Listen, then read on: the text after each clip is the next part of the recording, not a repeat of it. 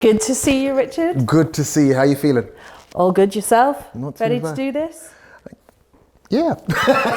Let's go. Let's go. Shall I start? I think you should start with the So Tabo, one of our writers, came in with the pitch for the story, and inevitably discussing knife crime and young black men. Your first sort of initial thoughts are: is this the right story to do? How do we do it? How do we do it in the right and responsible way? Tabo was really passionate that it was a story that he wanted to tell. So subsequently we took it to the channel, had a conversation with the channel.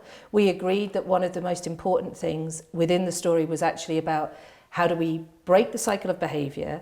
How do we also challenge the unconscious bias that the assumption would be that the young black man had perpetrated the crime? And how do we make this a story that is largely about the relationship between a father and son when that father has been absent from his son's life for a period of time and they're still building their relationship?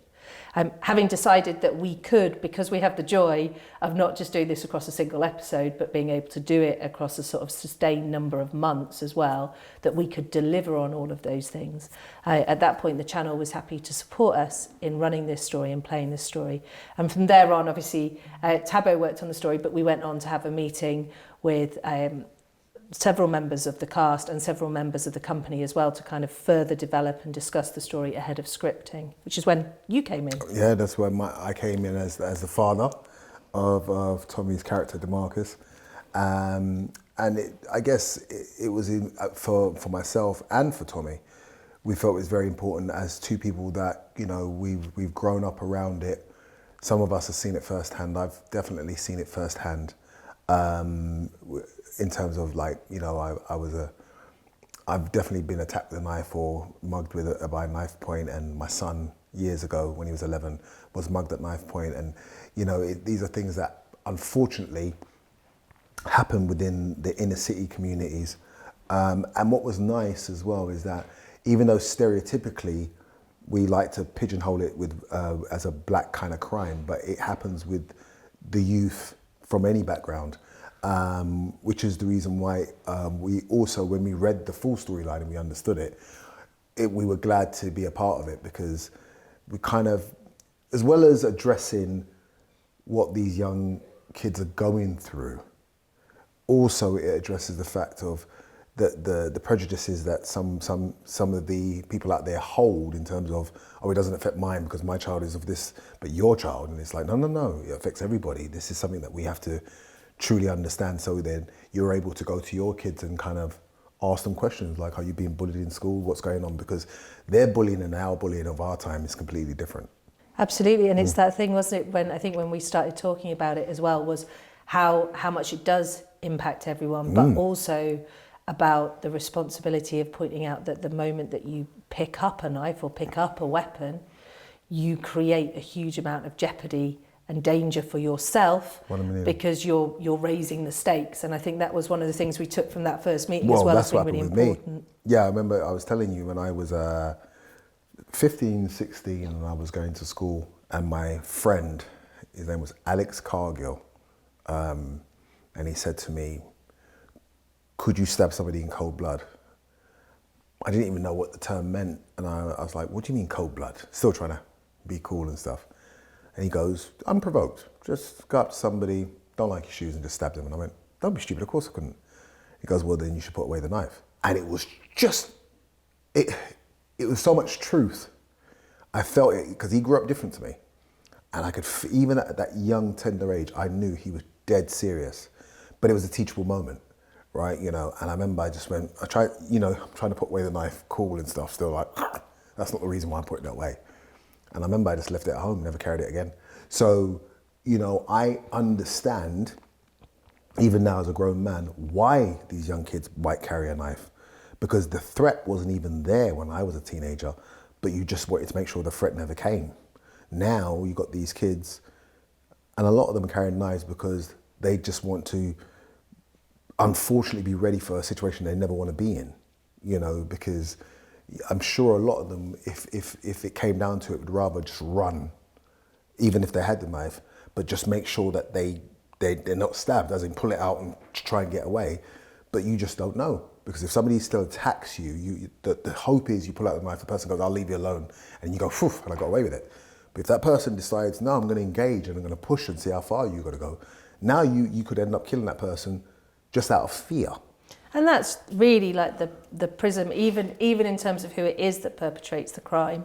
That's where some of that comes from as well. But I think, again, in terms of the show and in terms of what we like to do on Hollyoaks as well, it's about that social responsibility, isn't it? We take our social issues and our social responsibility, and whilst this was a really difficult story to articulate at 6:30, because, you know, it is challenging, and I think what's been brilliant is that with the support of the channel, we've also been able to go to some really complicated places within that story. Even just the scenes, and I know we talked about them the other day, the scenes where Felix is accusing Zoe of being a poster girl for the police, you know, because it becomes as well about the intrinsic nature of prejudice and bigotry within society, doesn't it? 1,000,000%, yeah. Again, that was really important from our perspective to look at this whole story in the round, and that's the joy of 5 nights a week, is that you can take different character groups, and we're talking to characters we know and love, and the audience is watching them on screen as they work their way through all the detail of this and what this means, and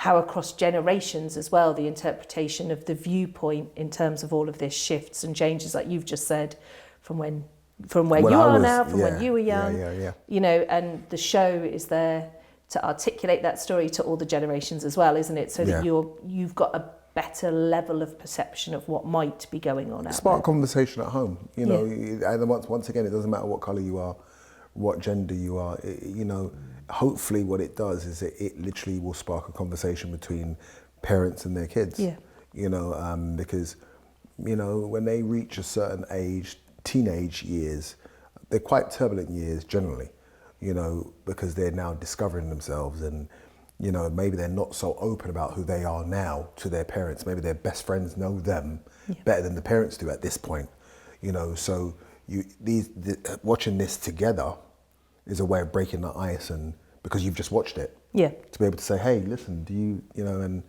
hopefully you can break ice and get some information and know what these young kids are going through, because it's a different time to when we were younger, and what they have to face in comparison to what we had to. It's a completely different thing. The father and son dynamic is highly important to be shown, because normally,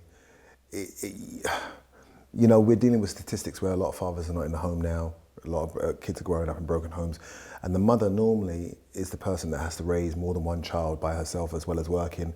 Hence why sometimes the children can get into things, because the mum is busy working, that she doesn't have the time to know what's going on and to focus, blah, blah. Father, in a lot of cases, are there on the weekends and holidays, so even their relationship is, you know, it's a bit more sporadic.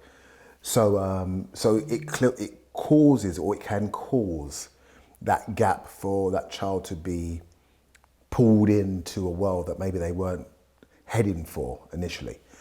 And what was important about this for me was that we as, now that I'm a parent, you know, they say the sins of the father bestow upon the kids. So, you know, sometimes not having the understanding that the way that you were raised and the way you're therefore raising your child may not be right for the child. Maybe your child is not like you in that sense. So when it comes to, let's say, me and my father had a harder way of looking at life because of the way that he came up. And you dealt with things in a bit more of a firmer way, because life is not fair. So you got to make it as fair for you as possible. Now, he wasn't an ignorant man by any means. He was very loving and he was very fair. But his truth and my truth in certain situations would be a different thing. His would be an extreme of mine, because I wasn't like him. And naturally, he was just trying to mold me in a way where I wouldn't be a victim. So he wasn't wrong. But when I got mugged, I remember I didn't want to tell my dad that I got mugged. Only because of the reaction it got from some of my family members when his name got mentioned. They were like, don't know if you should tell your dad. And now the first thing you should do is tell your parents. But they were more concerned about, he's going to be disappointed at the fact that you didn't fight him. because that's what he would have done. So now I'm kind of like, oh God, I don't even know if I can tell my dad that I got mugged at knife point, because the next question he's going to say is, and what did you do? And I'm going to feel like I'm going to look as if like I was a coward by saying I didn't fight him. That's how I was thinking already. He kind of did look at me that way for a second. But blessings to him. When I told him, I remember I was on the phone and I said, oh, I got mugged at knife point. And I remember I heard him get angry. He went, what? And he went, what did you do? And I went, well, I went to fight him, but he pulled the knife, and then I heard him go, oh. And that moment, I heard the disappointment. And you know, when you're a kid, the last thing you want is your father to be disappointed. But then he kind of caught himself. And he went, you know what, son? He goes, you dealt with it the right way because you're not me. And you're here to tell, because that could have gone any other way. And I always have to remember that you're not me. So he goes, you dealt with it right. He goes, we'll take care of it from here, which he did, right? But in that moment of hearing that, right, do you know what I mean? I just felt like, oh God, I'm a letdown. So now if we fast forward to myself as Felix and Tommy as DeMarcus, we had this discussion, and you know, I commend you because you kept to your word, because the way the storyline was written was that it was a parody of me and my father, of my dad, of me being now my dad in real life, and going, listen, you got, and you, do you know what I mean? And DeMarcus' character going, that's not really me, right? Do you know what I mean? And then you know, even now with like DeMarcus scenes where he's in prison, and I don't even really want to visit him in there, but it's because I feel like I'm now to blame and I don't know what to say to him, right? Do you know what I mean? And so we're two alpha males sitting there with no sensitivity because we don't have that. Right, do you know what I mean? And what's nice is that he says to me, you know, this is time for you to talk, Dad. And I'm like, you wouldn't want to hear me anyway. And I'm playing the alpha male tough, but I actually do say to him, when I do speak, where I say he says, why didn't you tell me this before? And he goes, and I say, because I can't show weakness. Those things are very important because once again, it's not a color thing. When a lot of kids out there have fathers that are straight alpha males. They're not good at showing emotion because they believe it's a sign of vulnerability. So they're probably more vulnerable if they have the daughters, because the daughters, it allows that. But with boys, it's got to be tough. Yeah, I never forget, not to diverse, but when Princess Di, just to show how big it is, when Lady Diana passed away, and they showed William and Harry at the funeral, and you literally saw Prince Charles say, stiff upper lip. You literally saw them, and literally you could see them. I remember watching it on the news and thinking, oh my God, they can't show no weakness. Even they had to go. And it's a male thing, right? And it's the fathers that do it because they feel that you can't show no vulnerability. And it makes sense because we also know as men what we have to go through. Because unfortunately, men want to test other men. Women is something that women will never truly understand. When men walk out there, we know that 9 times out of 10, some guy's gonna look at us and just give us a stare. So now you're engaged in a stare that you never planned for. And I guarantee the men that will watch this will so be able to relate. You're sitting on a train and you'll see men, we're just looking at our shoes, and some guy will come and sit down in front of us, and we are speaking without speaking because you can feel him doing this. You can just feel it, and you're going, oh, now I've got to look up and look at him and hope that when I look at him, he's going to look down so that I can get back to normal, but he might not. So then you find yourself going, and you've got to stare each other out to see who's going to back down. And then if he even flickers and goes like that, you kind of go, then you can get on with your day. Or it turns into who you're looking at, and then now you're in a fight. You wouldn't understand how common traffic lights.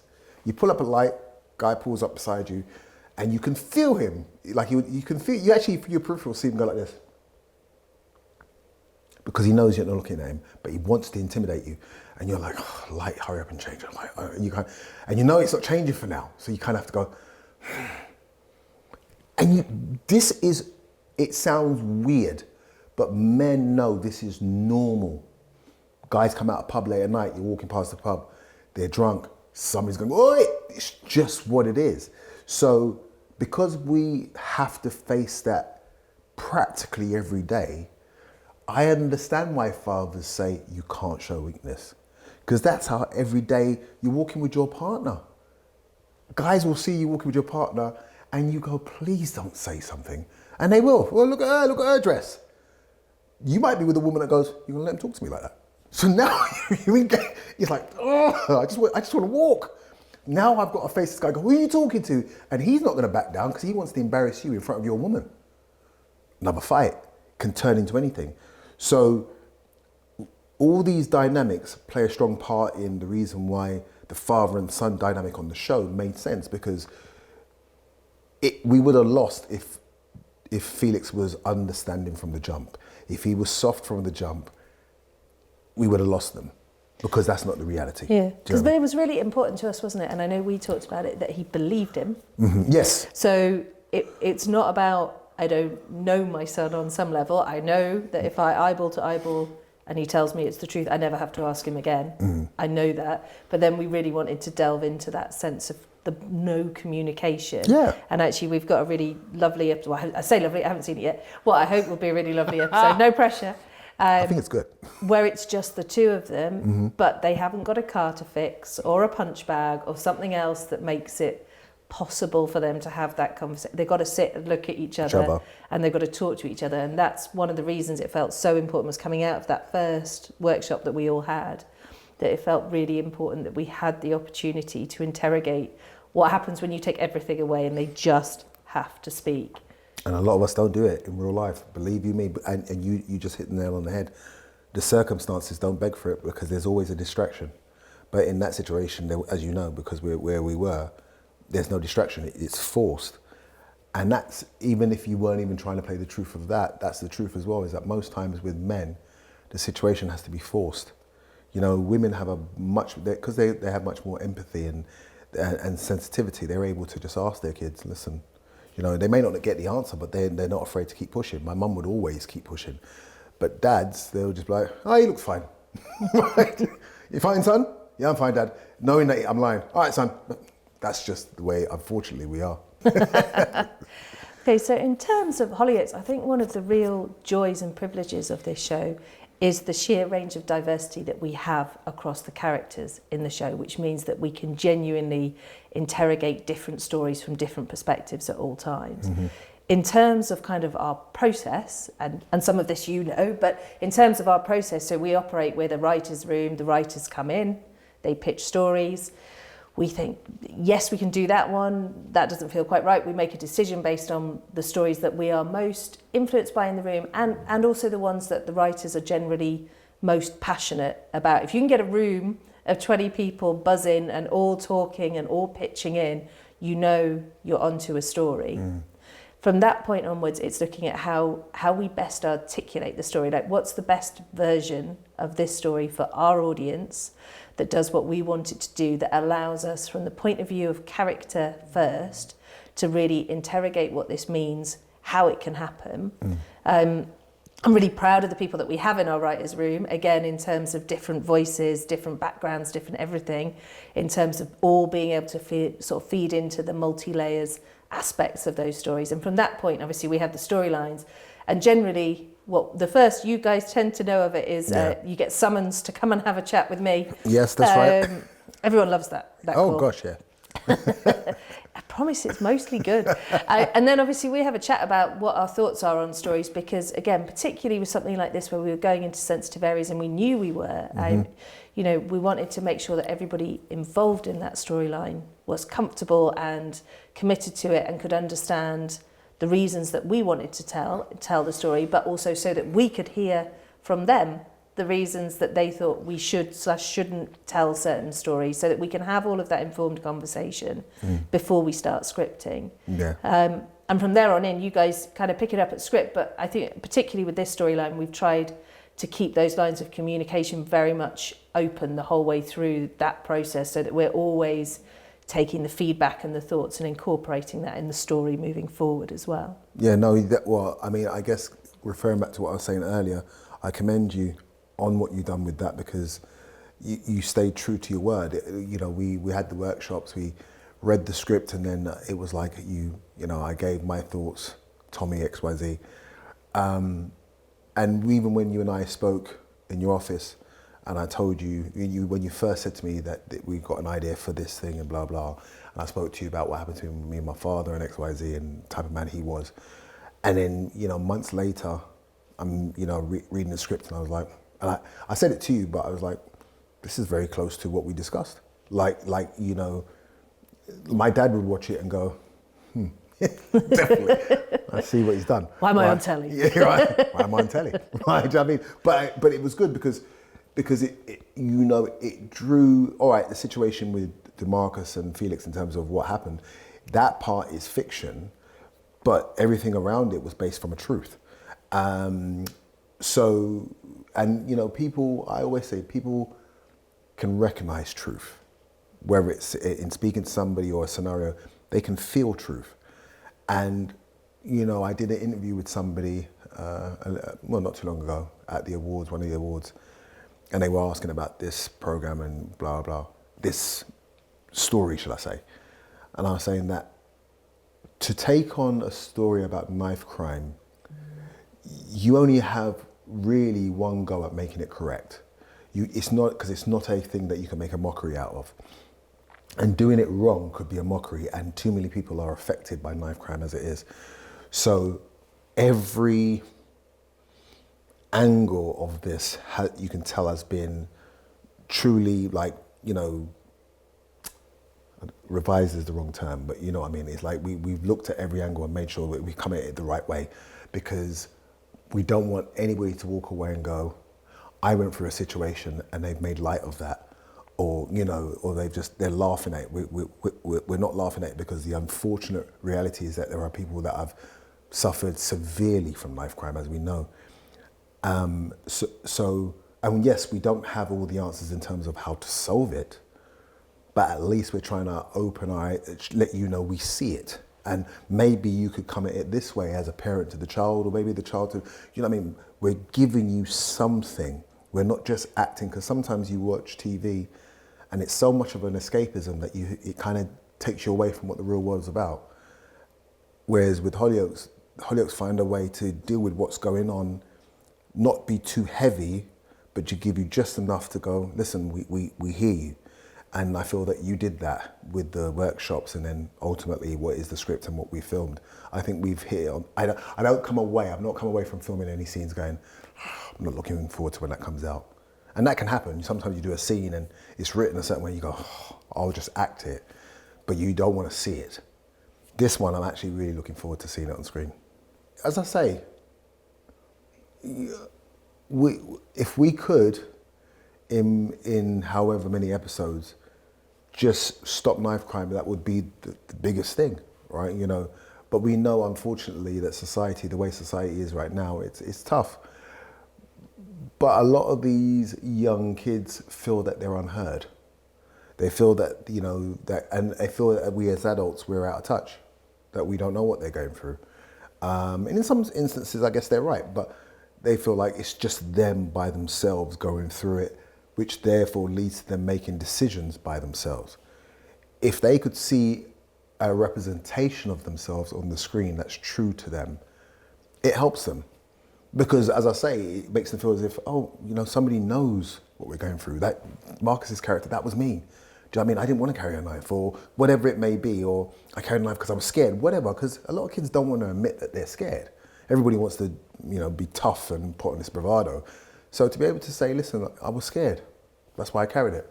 You know what I mean? I didn't want to be a victim, that's why I carried it. It could help them engage in conversation with, if it's not their parents, but maybe somebody close to them. You know, DeMarcus's character handing the knife to the police could be easily somebody out there handing the knife to their teacher. Do you know what I mean? Or somebody, or an uncle, or just a bigger bro that's on the street and say, listen, I've got this knife for me, for the guy to go, give me that. Do you know what I mean? Just that. If we could help even with that. Yeah. Do you know what I'm saying? Because I think it feels like if we can talk to the audience, engage the audience in characters that they know, I think one of the key things as well is DeMarcus is not a bad kid. Exactly. And that was one of the really important pivots of the story as well, was we weren't saying this only happens to these certain people. Exactly to your point, he was scared and vulnerable, and as a consequence of that, he's made a bad decision. If we can engage conversation rather than that action, yes, that would be extraordinary. But equally, if we can also engage adults in, don't assume these things aren't happening under your roof as well, because actually look at both of the characters involved in that storyline and go, either of, one started carrying a knife, another used a knife, and actually neither of those parents were across that situation. So kind of keep looking, keep talking. And again, I go back to that thing of the principle behind the story in many ways was about communication, wasn't it? It was about, if he'd come to his dad and said, Dad, I'm scared, I think this is going to happen. At no point would Felix have said, son, here's what you need, and given him a knife. Yeah, of course. He would have said, what about this, or what about that? And that would have prevented the sequence of events that unfolded. And I think the other thing we're trying to say is, as soon as there's a knife in play, there's a risk of death or injury. And that was another thing that was really important within that story, was that the outcome of this is not good. He was given opportunities to get rid of the knife, and some of the scenes that you won't have seen yet, but in terms of when Saul's trying to talk to him and say, I know you've got to just give me it and nothing will have to happen. And DeMarcus kind of tries to big man it out and say that he hasn't. And we wanted to show those opportunities in those moments that there was another way this could have gone. Because we're not ever going to say people aren't going to find themselves in these situations where it feels scary and it feels volatile. But one of the big things within the DeMarcus story as well is he feels isolated, and he feels isolated because he's not communicating and because his dad isn't asking the right questions either or giving the time. There are a couple of moments before this week where we added in where Felix is just a little bit busy. He just hasn't quite got the time to check in with DeMarcus. And all of these sequencer events are the things that lead up to that really bad decision. So if we can encourage some form of engagement, communication, and start to get towards that, then that might just lead to one less person picking up a knife.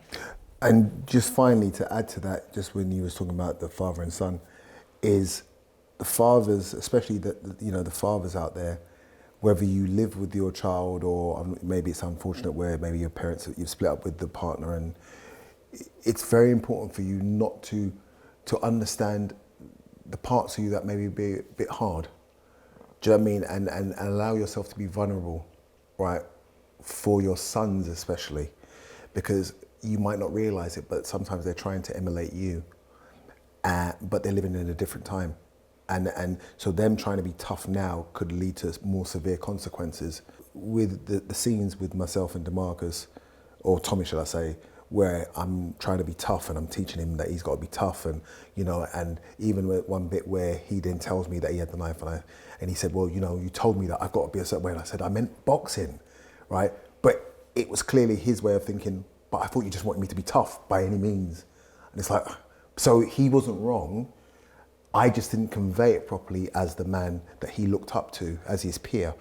And so I think hopefully the fathers out there that are watching the show that have sons, that especially going into those teenage years from 11, 12 onwards, yes, teach them to be strong, but also allow them to be vulnerable enough to talk to you as men, because sometimes they need a male figure to say, how do I deal with this situation with this other man? And mothers can only say so much, right? But they're not going through the same situations as men do.